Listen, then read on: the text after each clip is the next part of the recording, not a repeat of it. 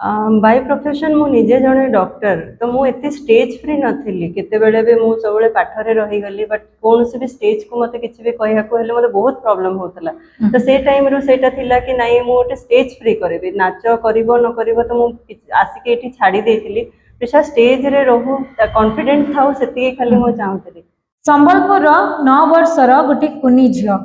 जांकर रुचि रही नृत्य रे एवं ये नृत्य को से अभ्यास करी वर्तमान समय रे जातीय तथा अंतर्जातिक स्तर रे मध्य बेस सुनाम आनी परिचंती से होचंती संबलपुर प्रिसा मिश्र जांको संगरे आज सीधा सड़क कथा हवा प्रिसा आम सहित रहिचंती।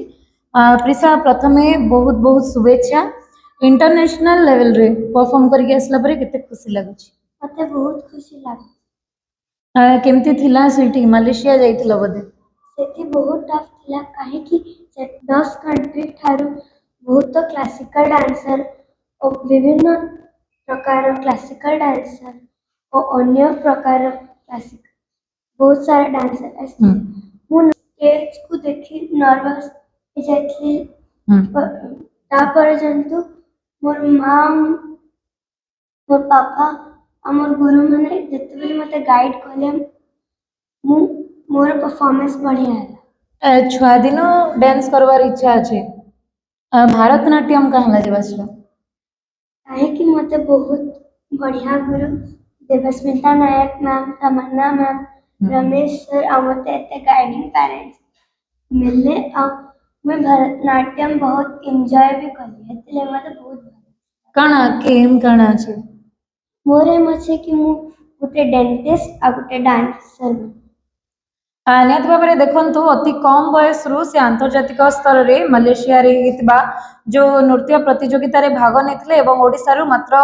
2 जन प्रतियोगी भाग नहीं माँ अच्छा जी के होते गोटे माने गोटे छुआर जीवन प्रथम गुरु कह जाए माँ को प्रतिक्रिया ना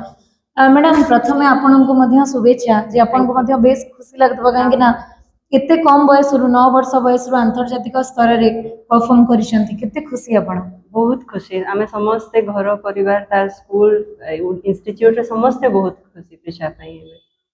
आपण काहे कि भाबिले जे झियो को नृत्य क्षेत्र रे छाडीबे बोल?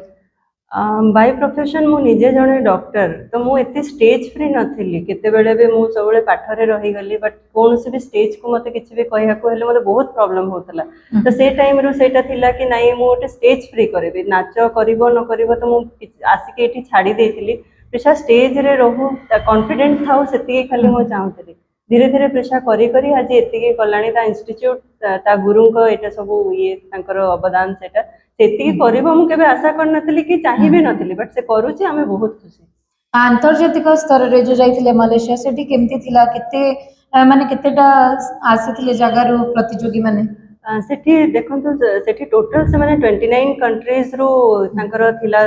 इंस्टीट्यूट ता तांकर से माने रन करूचंती बट रिसेंटली ए जो प्रतियोगिता रे 10टा कंट्री मेनली थिले India Dubai Malaysia Indonesia Oman आपनकर सिंगापुर ये सब जगह मेनली थिले यूएसए रो आसथिले पार्टिसिपेंट्स माने क्लासिकल नॉन क्लासिकल